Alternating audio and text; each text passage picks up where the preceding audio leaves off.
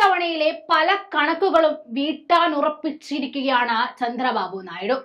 മോദിയെ ഇടം വലം തിരിയാൻ പുള്ളി സമ്മതിക്കുകയില്ല എന്ന് വേണമെങ്കിൽ പറയാം. ദിനം പ്രതി അത്രത്തോളം ആവശ്യങ്ങളാണ് ചന്ദ്രബാബു നായിഡു മോദിക്ക് മേൽ ചെലുത്തിക്കൊണ്ടിരിക്കുന്നത്.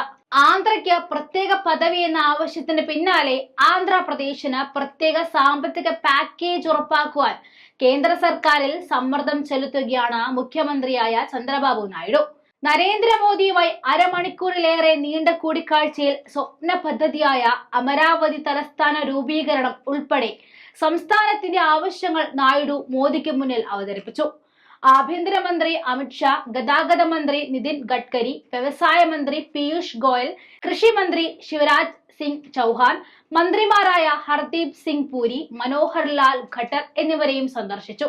ആന്ധ്രയുടെ വികസനം എൻഡിഎയുടെ ഉത്തരവാദിത്തമാണെന്നും അദ്ദേഹം പറഞ്ഞു.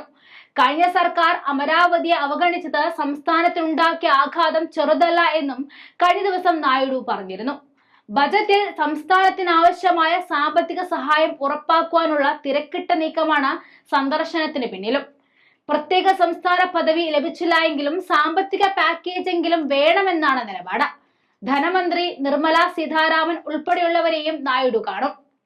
എൻഡിഎയിലെ രണ്ടാമത്തെ വലിയ ഘടകകക്ഷി എന്ന നിലയിൽ ആവശ്യങ്ങൾ കേന്ദ്ര സർക്കാർ പരിഗണിക്കും എന്നാണ് ടിഡിപിയുടെ പ്രതീക്ഷ. ആന്ധ്രയുടെ വികസനം എൻഡിഎയുടെ എല്ലാ കക്ഷികളുടെയും ഉത്തരവാദിത്തമാണെന്ന നായിഡുവിന്റെ പ്രസ്താവന ബിജെപിക്കുള്ള മുന്നറിയിപ്പ് കൂടിയാണ്.